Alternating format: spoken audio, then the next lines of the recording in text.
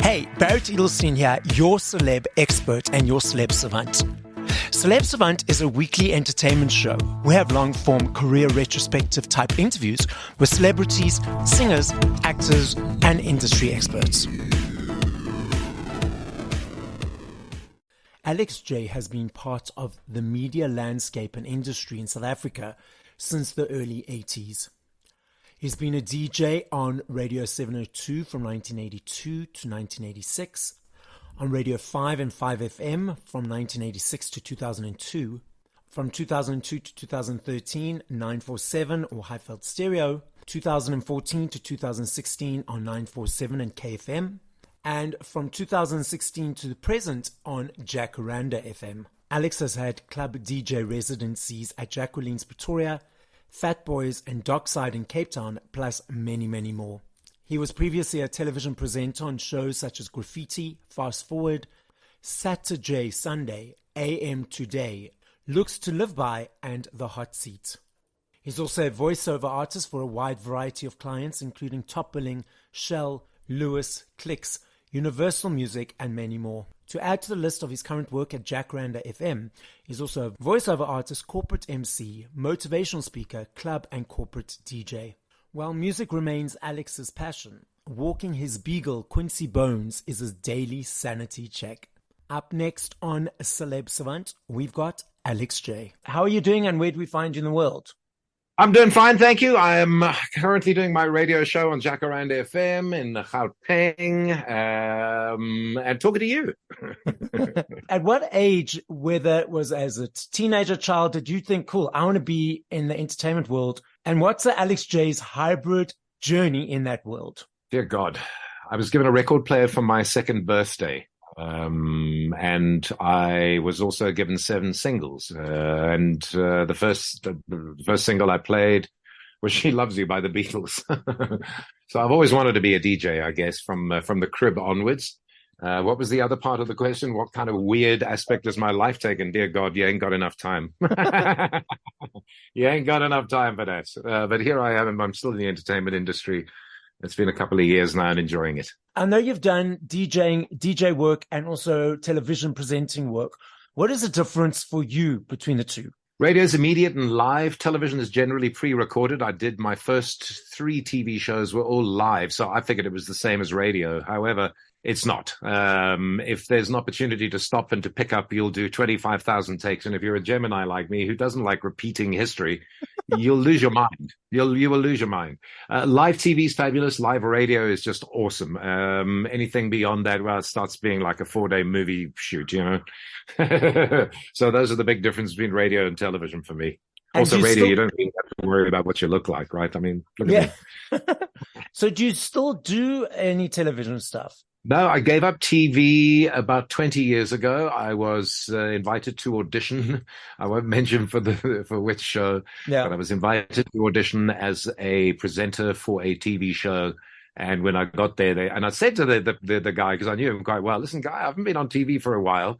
I picked up weight, lost weight. I got a bit of flabby skin. He said, nah, come on through. You look fine. No, I didn't. I didn't get the job. And I figured, you know what? I'm going to stay off radio. I mean, stay off television. Just concentrate on radio, where the voice doesn't age that much. You know what I mean? Yes. So it's been much easier for me to give up television. Also, the money from TV in this country is utterly crap. Totally crap. I know you love music, and I know you love doing the DJ and the live immediacy of it.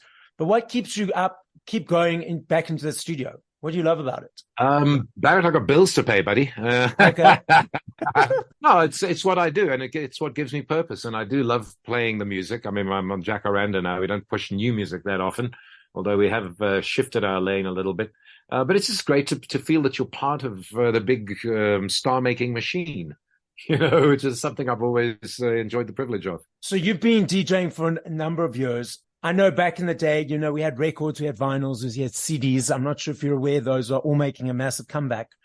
But we've also got these digital platforms that people listen to music nowadays on. What are your perceptions of the music listening landscape that we're in at the moment compared to previously? Well, it's changed completely. I mean, there's an upside and a downside. The downside is that, well, I don't see too many downsides, to be perfectly honest. I mean, I like Tidal. I like, good grief. I mean, even YouTube, anything, you can find music everywhere. And it used to be the case of like, I can't get that record. It's not available in this country. You can have everything at your fingertips now. And the best part about the whole digital revolution and the way music is consumed is not that so much as the way music is created and then distributed. Because back in my day, there was no access beyond a record company. It was all get yourself a publisher, get yourself a major label, get yourself a plugger, get yourself an agent, get yourself. Nah, I'm going to record the song at home on my digital bloody system. I'm going to do a little video of it, which I will shoot with my own gimbal and edit with my own Zuti software. And I'll post it on YouTube and see what happens. And then you have people breaking through internationally with zero record company involvement, no paybacks, just you, the talent, getting your music out there. So, digital times, well, we're all fabulous. It's all working really well. But we are one step away, let's be honest, from total and utter disaster should a solar flare ever hit us. Good night, bye-bye, my photographs. Goodbye, my music. And hello, my vinyl that I have kept, all 12,000 copies. Well, I still love my CDs, and I still buy my CDs, and I still budget for them. So I'll CDs, dear God. Did you know what kills a CD player faster than anything else? What's that? Lack of use. If you don't use it, the laser dies. It's really? Not from overuse, it's from underuse. So if you've got a CD player, a DVD player, a Blu-ray player, make sure you spin a disc once a month. So actually, I just literally bought myself a new CD player a couple of weeks ago. And everyone thinks, oh, you can't get them anymore. But I was on Take-A-Lot, and there were literally like 100 different options. And I had to narrow it down until I found the one that I actually wanted. So I still want that Bang & Olufsen one, the Tower, with like the 8 CDs. Yes. Oh, it's so 80s, technologically advanced, yummy. So when you're putting your radio show together now, I know it's a combination of interaction with the audience, different elements that are playing, also with different sponsored, branded elements. What invigorates your ideas of creativity to bring to your format of your show? As I said, I'm a Gemini. I don't want to do the same things twice. I'm constantly looking for different ways to do things, which is difficult in a very tightly formatted radio environment. But I've figured a way around it for many years, and I'll carry on doing the same, I reckon. Every day you come in, it's new news stories, it's new everything. I mean, it's the relevancy of the immediacy of radio and the relevancy of it. That's what really attracts me to the whole thing, And interacting with the listeners, do you enjoy doing that? Yeah, obviously do. And it's also really interesting for me because having joined Jack Aranda, ek kry die geleentheid om Afrikaans 'n bietjie te praat, and that's a whole different thing, doing onderhoude in Afrikaans. I do regret that I am a product of apartheid education, that I can't speak isiZulu and isiXhosa, because, dear Lord, I would love to add that to the mix as well, a little bit of local patois. I know if I had to ask you this question in 2 days, 2 hours, 2 years, your answer will be different every single time because there are millions of them, and I know you love all of them. But if you had to push play to 5 songs, once we finish this conversation, what would those 5 songs be and by who? Okay, so my immediate response is what genre? Any genre. Narrow it down. Are we talking EDM? Are we talking jazz? Are we talking big band? First 5, new country, old country, kwaito, amapiano. First 5 that come to mind. Nah, but my first 5 songs that come to mind, it would have to be a Radiohead track. It would have to be a Beatles track. It would have to be. Oh, you see, I can't do that. I couldn't possibly do that. There's just way too many. I mean, I'm sitting with a DJ playout system on my computer, which travels the world with me, and I'm sitting with literally 48,000 songs on the hard drive. I mean, why? Just in case, you never know when you want to play Mozart at a club. Do you still do DJing at events and clubs and stuff like that? Yeah, I'm doing a lot of corporate gigs. I'm doing a few clubby things, but nothing major, usually retro nights and stuff. I'd love to do a piano night, but I like to put on a disguise. So what do you enjoy about that compared to doing radio? What's the difference for you? No, radio's always first in my heart. Everything else is secondary. It's work that is generated by radio presence or by profile presence and stuff. But it's great getting out, doing a lot of corporate work, and then I get to play with a lot of live bands, a lot of the local bands. Did a huge gig a couple of Fridays ago, and Prime Circle were there, and Rian Bernardi, one of the Afrikaans artists, a whole bunch of different artists.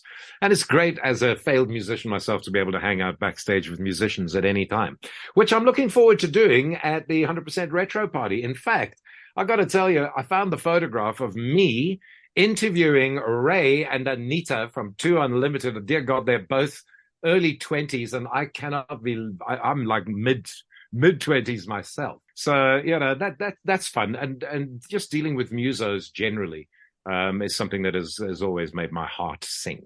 What is your thought of the nostalgia that's sweeping the world, with nostalgia of the music from the 80s and 90s, and that longing for that feeling back again? It's completely understandable. I mean, the times, what is it? We're living in unprecedented times. Aren't you sick and tired of living in unprecedented times? And obviously when things like that happen, and when there's war in the air, and people will look backwards for the supposed happier times. And a lot of people keep telling me, you know, those were the days. And I keep saying, that's bullshit. Those were the nights, my friend. Those were never, ever the days. The days are the same as right now, you know, maybe the different psychological pressure. Yes. But yeah, I like the retro. It's good fun. It was great music. I feel sad that some people are still going, the new music is cock. The new music is awful. It's just rappy rubbish, you know, and no, it ain't. Things have changed. The production values have changed. Yep. The way hip hop has influenced, let alone everything, all the pop stuff, R&B being influenced by hip hop samples, inverted samples, all of that kind of stuff. Very, very clever production, lovely. And you do understand that all of the pop music's being generated by young people, and the young people is that's what I want to hear. I want to hear what their attitudes are. I want to hear what the millennials are saying, and Gen Y, all of those good folks. I want to hear what they've got to say for themselves, because they always have a different take. They're not carrying an historical baggage of memories, good and bad. They're fresh, and they're just asking the right questions. And you know, the fact that it doesn't gel with some people melodically or whatever is, well, you know, that's your bag. Exactly. But you've got to keep your ears open, because I believe that listening to new music helps you to stay young. So the retro event coming up, it's going to be a bunch of artists from around the world from the 90s. So what are you looking forward to specifically around that? Well, I'm looking forward to meeting up with the 2 Unlimited people again. They were so nervous and stressed when they came for their interview on Radio 5 all those years ago. I'm looking forward to seeing how they've changed and how they've adapted, and find out what's happened in their lives. You know, I mean, we've all had a hell of a journey. So there's them. There's also there's the Nigerian dentist who I want to have a chat with, Dr. Alban. Yeah, just all of the guys. I mean, it really is. It is going to be quite spectacular, and I hope that everybody's brought young dancers for the stage work. So for the listeners, the retro event is an event happening in South Africa in January of 2024. And they have events all around the world. So just look at the 100% Retro website for more details. So Alex, the podcast is listened to throughout the world. So as a final message, what would you like to say? Well, I'd like to say to the South African expats, buddy, send me £5. I need to pay off, I need to settle Eskom's debt. £5 ought to do it. If you're in Yankee land, then put on your red hat and send me all Trump's money. Come on, give it to me. You know, you won't need it. The lawyers are going to do it pro bono. What? Thank you for listening to Barrett's podcast. He's a very sweet guy. And did you give me the £5? You did say you would. Oh, he said he'll do it afterwards. Keep your ears fresh. Keep celebrating the best of the music that we grew up with and that defined us. We are still, I reckon, people my age, I reckon we're the last generation who have been shaped by our musical preferences and tastes. These days, it's all pop, it's all hip hop, it's all elements of, you know, current poppy stuff. And, you know, if you're looking at TikTok and stuff and going, well, you know, take comfort in Led Zeppelin, Deep Purple, Black Sabbath, whatever you want, you know what I mean?